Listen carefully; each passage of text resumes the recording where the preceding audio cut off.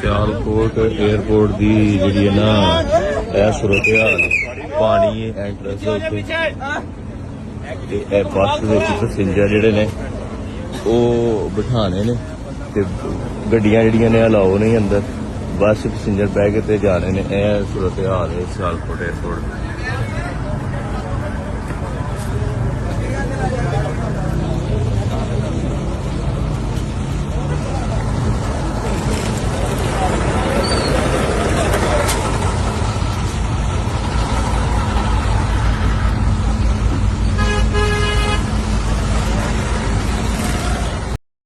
ये जनाब मरियम नवाज़ welcome to narwhal.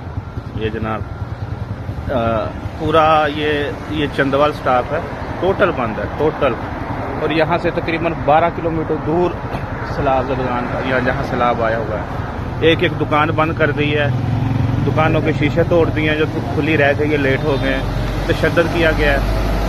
Total सब कुछ बंद है। ये प्रोटोकॉल है जनाब, ये नाजायज हुकूमत का। एक एक दुकान बंद, सिक्योरिटी। और यहाँ से 12 किलोमीटर दूर है जहाँ वो किताब करेंगी या सैलाब जदगान के पास जाएंगी। ये सूरत हाल है, ये फसादियत है।